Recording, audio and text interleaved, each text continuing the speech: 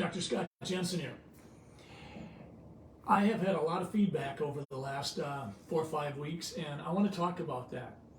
We're going to talk about my medical license. I asked, you answered. 5 weeks ago, I shared pretty much the entire document that I received from the Minnesota Board of Medical Practice. So I'm going to let a little bit of time pass so you can hop on. So I'm going to tell you a quick story. People have asked me, how do you feel about the election? Was there anything that bothered you in particular? There was. One of my grandkids asked me one night after the election had occurred. They said, Grandpa, I don't see on TV any of those pictures of you where you're mad and angry. What happened? They were referring, my 5-year-old grandson was referring to what happened during those last 2 or 3 months of the election, where over and over and over again, hundreds of times a day, were political ads portraying me as a very closed-minded, painted into the corner kind of person with a grainy black and white, unattractive picture. That was probably one of the hardest things for me to take as grandpa, that my grandson thought that I was an angry, mad person. So I'm glad that that's over. But what isn't over is the whole thing with the Minnesota Board of Medical Practice. And that's what I want to talk about today. I've now had 6 separate investigation letters. When I was in the moment, practicing medicine, in the Senate, running for governor, sometimes you get so into the weeds that you don't take that step away from things and look at things from a 30,000-foot view. Now when I look back, what I see what I was doing was I was just treading water, trying to keep my head above water. And it didn't work. I'd respond to the Minnesota Board of Medical Practice's concerns, and they would get dismissed, and then another one would come, and another one, and another one, and another one.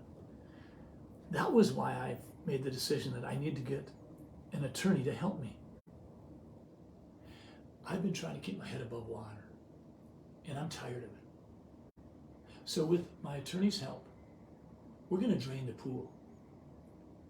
We're going to stop this. I haven't done anything wrong.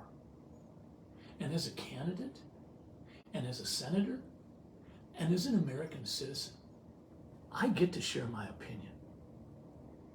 I think one of the most important things that has to be distinguished in this situation with me and the Minnesota Board of Medical Practice is, where's the line between professional conduct, the kind of conduct I exhibit as I take care of my patients, and free speech, particularly free speech for a senator who's vice chair of the Health and Human Services Committee, and for a senator who is expected to address the issues, and for a governor candidate who is absolutely expected to address the issues of the day.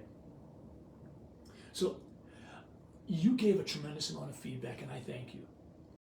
When I posted the entire set of allegations that recently came from the Board of Medical Practice about 5-6 weeks ago, I expected some response. You have been amazing. Doctors, lawyers, former judges, nurses, rabbis, people from across the globe responded and gave me ideas. Today, I'm going to go through one specific idea from a doctor, and that doctor will remain anonymous. But I think his advice to me was so compelling that I want to share it with you. I want to start out my comments with this comment from Jordan Peterson. He says this: the Ontario College of Psychologists wants to retrain me to behave properly, and this should concern everyone. Does that remind you of some of the words I've shared? If they can do it to me, they can do it to you. Here's what Jordan Peterson said on January 4th, 2023. Anyone, anywhere in the world can levy a complaint to these regulatory bodies for any reason, regardless of whether the complainant has had any direct contact with the professional in question. The respective colleges have the responsibility to determine whether each complaint is serious and credible enough to warrant further investigation.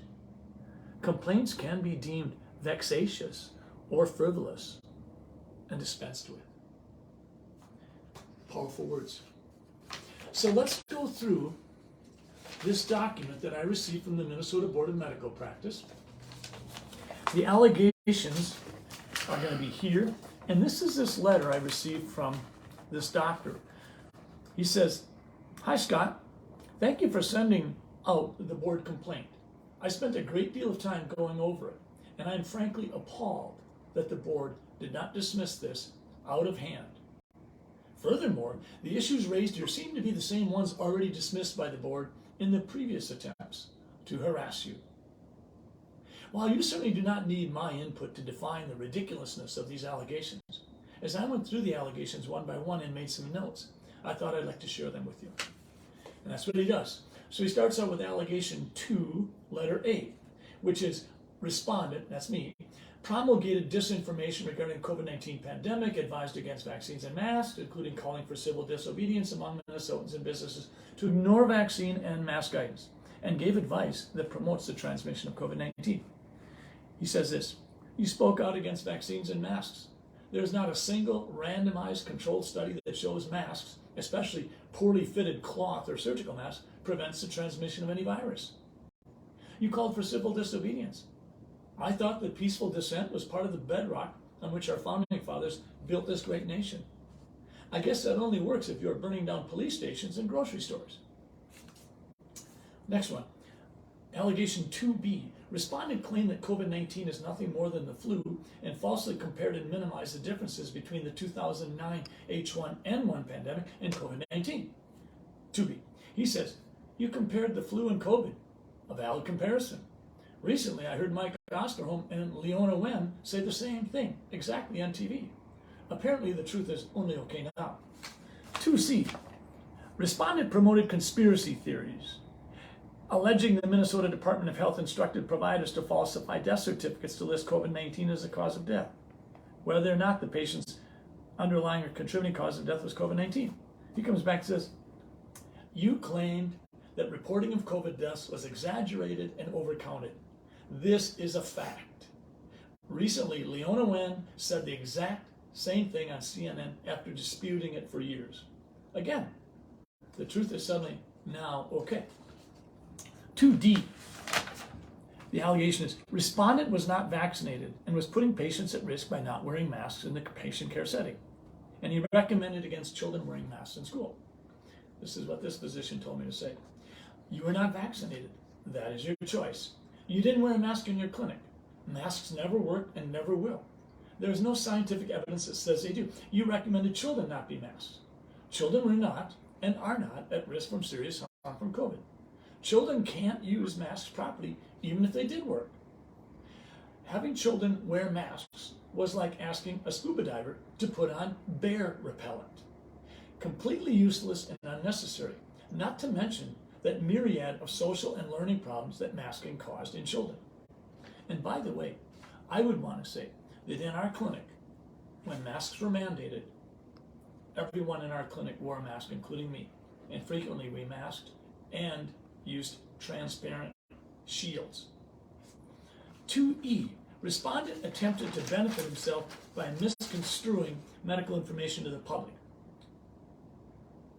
I went on to say in the allegation it says that I said, quote, "We have 19 years of data that says masks don't do the job.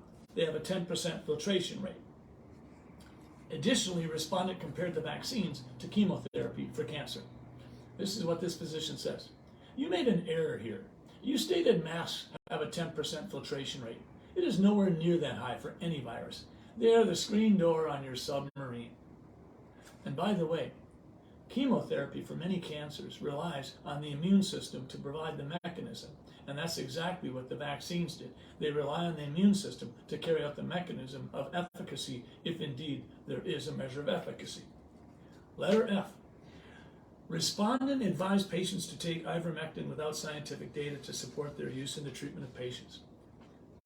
He says, "You advise the use of ivermectin for COVID. While I have found little evidence of the efficacy of ivermectin in the literature, there is a positive evidence for the efficacy of Paxlovid, monoclonal antibodies, and every other novel treatment that was trotted out. At least ivermectin was known to be safe and cheap. This goes back to allowing physicians to present evidence to our patients and let them make their own treatment decisions. Next one, 2G. Resident promoted the benefits of natural immunity over vaccines. 2G, he says, you promoted natural immunity over vaccines. You heretic. You should be burned at the stake immediately. I actually can't believe that this sentence was actually written by an actual medical board or complainant. I am very pro-vaccine, but to completely dismiss natural immunity goes against the last 200 years of medical knowledge. This statement is beyond laughable. Next, 2H. On May 20th, 2021, respondent filed a temporary restraining order in the U.S. District Court for Alabama. The TRO claims that the children under the age of 16 are at 0% risk of death and that children are not at risk of harm from COVID-19. Well, for the record, I submitted an affidavit. I was not a part of the formal restraining order action. This is what he said. He said, everything in that temporary restraining order request that was filed is 100% true. Next, I. Respondent falsely claimed to have been a professor at the University of Minnesota for over 30 years when respondent was a clinical associate. On my resume, it says that I was a clinical associate professor. Some people identify that position as an adjunctive associate professor, not a clinical associate professor. The University of Minnesota Medical School had indicated to me that either label is technically correct, but adjunctive associate professor is now what is being used currently. Here's what this physician said. Seriously? Professor versus clinical associate professor is a distinction without a difference. The point is that you shared your vast medical knowledge with medical students and residents for decades with great success. Next one.